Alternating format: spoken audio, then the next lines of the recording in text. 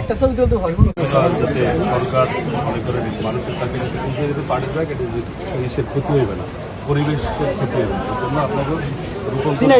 এই জন্য আপনাকে এগুলো দিচ্ছে, যদি ব্যবহারে ভালো মনে হয় তাহলে সরকার এইগুলো ইয়া করে ব্যবহারে মানুষের এই ব্যাগগুলো সরকার ঠিক আছে। আপনারা এই ব্যাগগুলো দেবেন, ধরেন আপনি 10টা পলিথিন ইউজ করেন, দেখা গেছে পেঁয়াজ, রোন, আলু আলাদা আলাদা না দিয়া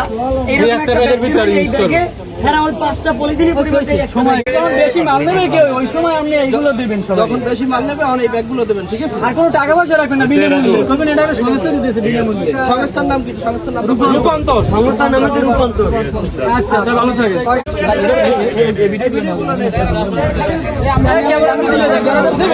আপনি এগুলো এখানে ডিম দিতে পারবে, এটা পলিথিন দেওয়া লাগবে না। 1 কেজি আলু, ওটা তুমি সার কিছু 1 কেজি আলু দিতে পারবেন, 1 কেজি পেঁয়াজ দিতে পারবেন, এগুলো তো মেশবে না। এটা কিন্তু একটা বিস্কুট পলিথিন, আবার যদি এটা পলিথিনই দেয়, 2টা পলিথিন হইল।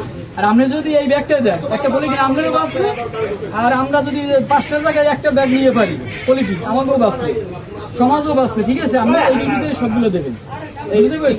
আর এইগুলো যে দেবেন কোনো টাকা নেবেন না, ফ্রি দেবেন। আমরা আপনাদের ফ্রি দিচ্ছি, যত কাস্টমার আসিয়া কত দূর দূরান্ত থেকে আসি সবাই, আপনারা এটা ফ্রি দিয়ে দেবেন। বলবেন যে এদিকে সবাই বাজার করে, যাতে করে যেন পলিথিন একটু কমিয়ে আর কি ব্যবহার করে। ভাই এটা একটা ব্যাগ আনো।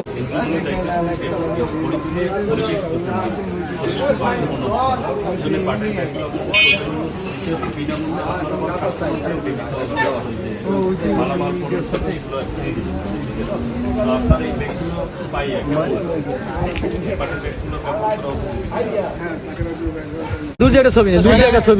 যারা ক্রেতা আপনার কাছে আসে তাদেরও আপনি একটু বলবেন যে পলিথিন কমান, একটা ব্যাগে যেন সবাই 10টা পলিথিন ইউজ না করে, একটা ব্যাগ ইউজ করে।